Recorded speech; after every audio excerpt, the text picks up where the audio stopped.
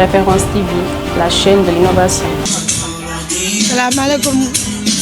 maa ngi leen di nuyu di leen sant ñun la les femmes de valeur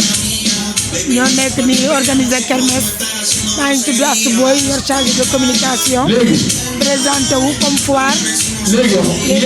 jaay lépp rek ñu ci biir ñu ngi koy jaay lii ma toog nii ñoo koy jaay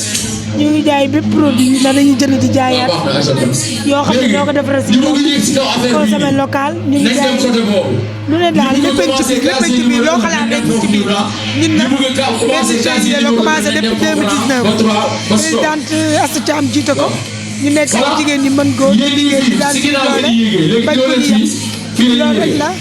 ñoo ngi nii nag di invité ñëpp suñu foire bi di invité ñëpp suñu kermesse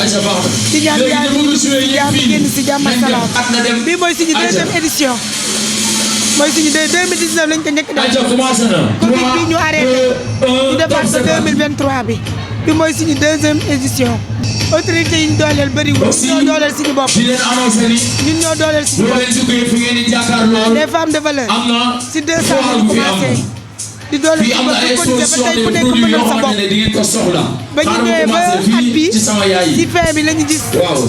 Amadou Seck muy parrain bi ñu pare na ko mu ñëw pour jàppale ñu pour associer ñu di liggéey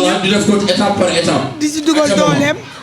moom lañ fi amagum comme parrain moom lañ fi gis mu ñuy jàppalee ko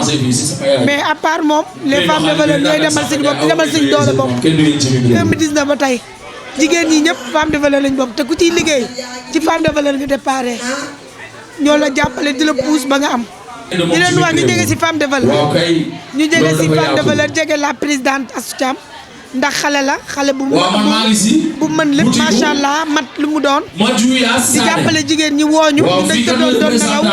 courage la bras mu ne jeex na ci àddina mais bañ ko jegee macha allah ku si nekk yaa ngi ci gis sa bopp ku ciy commerce moo la dooleel ku ciy tukki moo la dooleel macha allah ñu koy gërëm di ko sant di ko yoon yàlla ko yàlla jàppale yàlla gën ko dooleel yan bi oyof ci moom la présidente Astou Thiam. Référence TV, la chaîne de l'innovation.